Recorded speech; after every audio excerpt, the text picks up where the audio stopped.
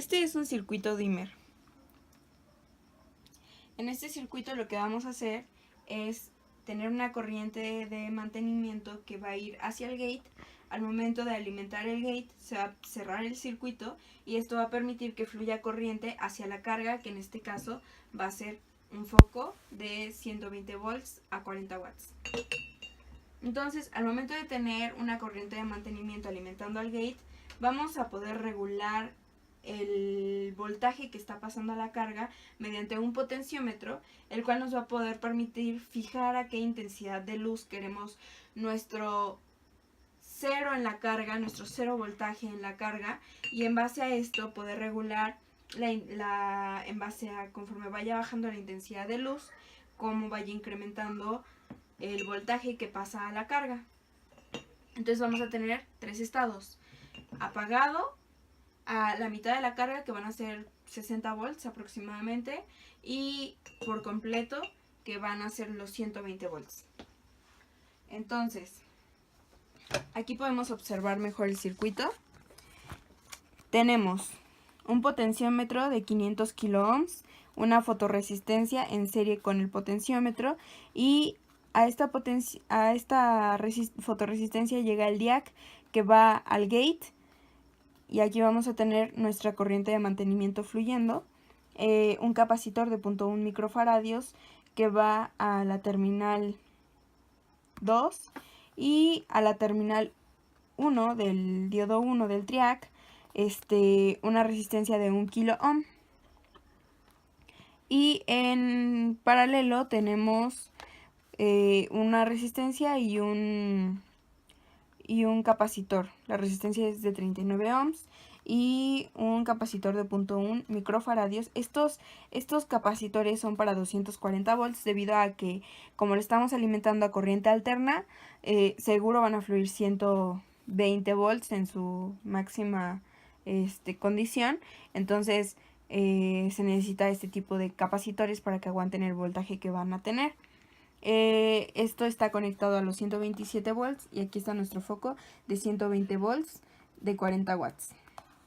Entonces aquí podemos ver el código de nuestro triac que utilizamos en este circuito, es el BTA16400C. Esto quiere decir que es de 16 amperes, 400 volts, lo cual basta para el voltaje que vamos a estar trabajando en el circuito de 127 volts de corriente alterna. El DIAC, que utilizamos el D83, las resistencias implementadas este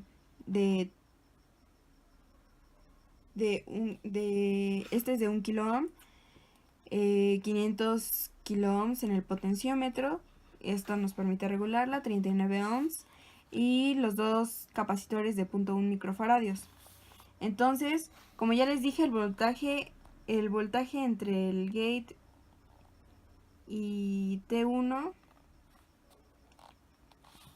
debe de existir un voltaje entre el gate y la terminal 1, y vamos a hacer que haya una corriente que alimente a nuestro triac, al gate del triac.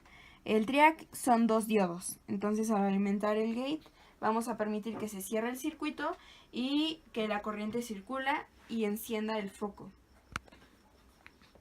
Si abrimos la terminal 1, entonces se vuelve a abrir el circuito y se va a apagar el foco, como lo vamos a comprobar ahorita. Entonces, conecto esto y ahorita podemos ver que está apagado el foco. Si yo muevo el potenciómetro, lo ajusto para otra intensidad de luz y aquí está nuestro foco encendido en su máxima. Entonces yo lo ajusto para que aquí esté apagado. Entonces, de acuerdo a la intensidad luminosa que reciba la fotorresistencia, va a variar el voltaje que va a dejar pasar. En este caso, cuando tenga mayor luz, va a pasar menos voltaje y no se va a prender el foco. Entonces, esta es la máxima en la cual vamos a ver los 120 volts en el foco. Lo dejo fuera. Y ahí está la variación de voltaje. En este caso vemos los 60 volts y aquí está el máximo, que son los 120 volts. Entonces aquí podemos ver la variación del voltaje en el foco, la variación de la intensidad a la que va a prender nuestro foco al momento de tenerlo en una condición ambiental. Conforme disminuya la luz, va a incrementar la luminosidad en el foco. Entonces, de acuerdo a esto, de acuerdo a esto vamos a ver diferentes caídas de voltaje en los componentes.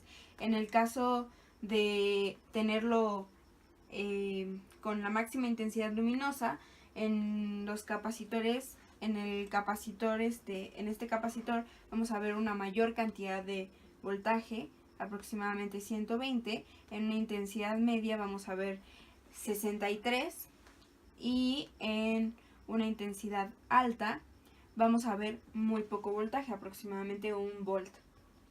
En el caso de este capacitor vamos a ver 2.12 volts en el caso de tener una intensidad alta. En una intensidad media vamos a ver 67 volts y vamos a ver 120 volts en el caso de tener la intensidad mínima, es decir, que el foco esté apagado. La resistencia que tuvimos en el potenciómetro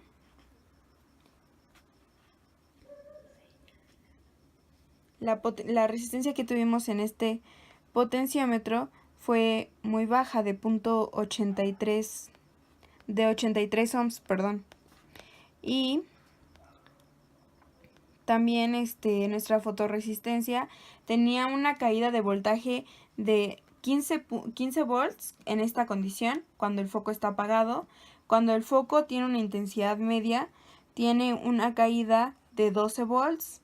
Y cuando tiene una intensidad alta, una caída de 3.8 volts. Entonces, el VAK que leímos en la intensidad máxima fue de 2.12, en una intensidad media fue de 65 volts y en una intensidad baja, es decir, cuando el foco estuvo apagado, fue de 122 volts. Stop.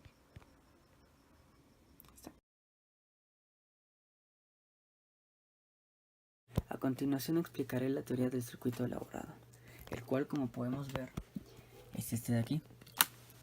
De este lado podemos ver la fuente de alimentación de corriente alterna de 127 volts a 60 Hz, que va conectado a la resistencia de carga, que en este caso sería nuestro foco. Le agregamos un filtro snubber que se encuentra conformado por una resistencia en serie con un capacitor para proteger al triac. De este lado se encuentra el triac. Este es el pin 1 del triac, el pin 2 y el pin 3, que es el gate. De este lado tenemos la resistencia de 1K, una resistencia variable de 500K, que se encuentra en serie con la fotorresistencia. De esa fotorresistencia sale del DIAC, el cual dispara directamente al gate del triac, y un capacitor de 100 nanofarados que va del pin número 2 hacia el DIAC. Okay. Como podemos ver, estas son las especificaciones que utilizamos. El triac es un BT-A12400 y tenemos que contemplar estos parámetros muy importantes, que es la corriente de holding, el cual es de 50 mA, el voltaje del triac que tiene que recibir al gate para que funcione, y la corriente de disparo para que funcione. De igual manera tenemos esos mismos datos del DIAC, que son el voltaje para el cual tiene que funcionar y la corriente necesaria que tiene que correr para que funcione, ¿no? Entonces, lo que hacemos es analizar justamente estos tres estados. Un estado donde el foco, más bien la iluminación del ambiente es alta, y por lo tanto el foco de aquí tiene que estar apagado, es decir, tiene que tener un voltaje muy bajo. Tomamos otra donde la iluminación es más o menos y entonces el foco comienza a prenderse. Y ahora tenemos donde está totalmente apagado el ambiente y por la misma razón el foco comienza a prenderse de la forma más intensa. Entonces básicamente es esto lo que podemos analizar. Nos basamos en el principio de que el triac conduce entre sus cátodos, entre sus pines 1 y 2, únicamente cuando en el gate se le inyecta el voltaje necesario. Ahora, ¿cómo podemos lograr esto? Esta se deja fija, un K, y este potenciómetro lo utilizamos para regular dependiendo de la potencia de cada foco, debido a que funciona con cualquier foco. Sin embargo, con algunos es un poco inestable, y para eso se utiliza el potenciómetro, para regular esa estabilidad y no esté parpadeando. Entonces esta la dejamos más o menos como en 87 ohms. Y bueno, esta realmente es la que estaría variando, que es la fotorresistencia. Nosotros cuando tenemos una gran iluminación, esta fotorresistencia baja su resistencia. Entonces si hay mucha iluminación, la resistencia que aquí es muy poca, y como la resistencia es muy poca, entonces la caída de voltaje en esta misma resistencia es muy poca. Entonces aquí no hay mucha caída de voltaje, de igual forma aquí no hay tanta. La caída de voltaje aquí también es muy poca. Entonces casi toda el voltaje que hay aquí de 127 cae en el gate. Y de hecho nosotros medimos experimentalmente y podemos ver que la caída de voltaje, más bien el voltaje que le llega al gate, es de 121 volts. Entonces, ¿qué es lo que pasa en este sentido?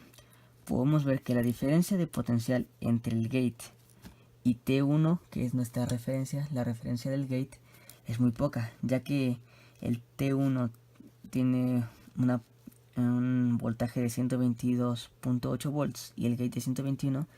La diferencia de potencial entre estos dos es muy poca, por lo cual no permite el paso de corriente entre este punto y este punto. Entonces podemos ver que la corriente va aquí. De este lado no cae mucho voltaje, y bueno, como aquí por aquí no está circulando una corriente, entonces de aquí de igual forma no hay corriente, entonces este foco no prende. Ahora podemos analizar el segundo caso. En este caso la fotorresistencia detecta más o menos una luminosidad menor que la anterior, pero ahora su resistencia es un poco mayor que la anterior. Entonces va a haber una caída de voltaje mayor aquí, por lo cual va a disminuir la caída de voltaje en el gate, siendo más o menos de 70 volts. Y bueno, podemos observar que entonces el voltaje de este punto a este punto, el B acá, es de 65.4 volts, que es lo que está el voltaje que está consumiendo el triac. Entonces, haciendo el análisis de esta malla, que es la importante, podemos ver que bueno, tenemos 127 volts, y en este foco va a caer 127 menos los 65.4 volts, es decir, eso da 61.6, que es lo que cae justamente en el foco. Y bueno, el foco prende aproximadamente a su máximo de 120 volts, entonces pues ya está, tiene un voltaje mucho mayor, ¿no? Ahora vamos a ver el último caso donde el ambiente está totalmente apagado. En esta situación podemos ver que el voltaje de aquí que cae en la fotorresistencia es bastante, debido a que la resistencia que cae la resistencia que se obtiene cuando está oscuro es muy grande, llegando hasta más o menos 1 mega ohm. Entonces aquí cae el voltaje, casi todo el voltaje que se tenía acá, y entonces en el gate pues, medimos experimentalmente que cae únicamente 30 milivolts. Sin embargo, pues, la diferencia entre T1 y el gate pues ya sigue siendo bastante, y ocasiona que la diferencia de potencial entre este punto y este punto es únicamente de 2.2 volts. Es decir, de 127 volts únicamente caen 2.12 volts, por lo cual casi todo el voltaje va a caer en la resistencia de carga. Y efectivamente, midiéndolo, tenemos que en el foco caen 121 volts. Y esta fue la lógica utilizada para hacer funcionar el circuito. A continuación vamos a ver la simulación del circuito elaborado en Proteus. Como podemos ver, aquí se encuentra la fuente de corriente alterna de 127 volts a 60 Hz. Podemos representar aquí el foco, que sería la carga. Aquí vemos el filtro Snugger, que es una resistencia con el capacitor en serie únicamente para protección del triac. Y aquí se encuentra el circuito principal, el cual es el triac. Del triac sale la resistencia del ánodo 1, la resistencia de 1K, la cual está en serie con el potenciómetro de 500K.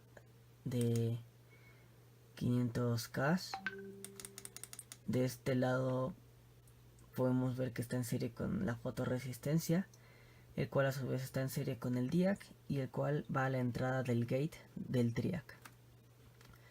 Ok, ahora vamos a ver cómo funciona. Vamos a darle en simular. Ahí está simulando. Podemos ver que en esta parte se está representando como una luz ilumina de manera intensa la fotorresistencia, y podemos ver que el foco se encuentra apagado. ¿Por qué pasa esto? Bueno, nosotros sabemos que el triac únicamente va a conducir corriente si al gate se le inyecta el voltaje necesario para que conduzca entre el cátodo y ánodo 1, entre cátodo 1 y cátodo 2. Entonces, en este caso podemos ver que al gate, con respecto al pin 1, le está llegando un voltaje de 0.46 volts, el cual no es suficiente para hacer que entre esta y esta haya una diferencia de potencial. La diferencia entre este voltaje y este voltaje es 0. Entonces lo que podemos ver aquí es que todo el voltaje que se encuentra de la fuente de corriente alterna está cayendo únicamente en el triac. Por lo cual podemos ver que en el foco caen únicamente 0.16 volts. Aquí únicamente cae todo lo que viene de aquí, los 19.4 volts, y se cierra el circuito. Ahora, ¿qué pasa cuando nosotros alejamos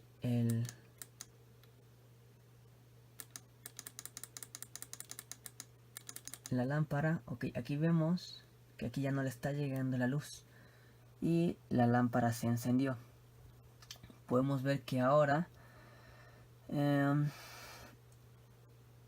cae aquí los 89.2 volts, suficiente para que el foco quede encendido. Ahora vemos que de este lado ya no cae mucho voltaje. Y bueno, los voltajes que teníamos aquí disminuyeron porque ahora todo se fue para lo que es la carga. Y así comprobamos el funcionamiento de este circuito. en Proteus.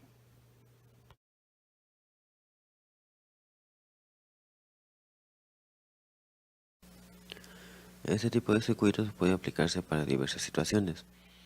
Un ejemplo sería en una cárcel junto al mar, que es afectada por neblina constante. Eso ayuda a que el nivel de luz se vaya regulando automáticamente para que las cosas puedan mantenerse en orden. Otra situación también puede ser en las escuelas, con un principio muy parecido, ya que en días nublados o días de lluvia, pues se puede modular la luz para que sea la adecuada para el aprendizaje, ya que a veces mucha luz puede ser perjudicial para la concentración de los alumnos, y si un salón está muy oscuro, pues promueve que los alumnos pueden llegar a dormirse. También podría usarse en las calles, en las luminarias, no solo para la iluminación, sino para el ahorro de energía de la ciudad.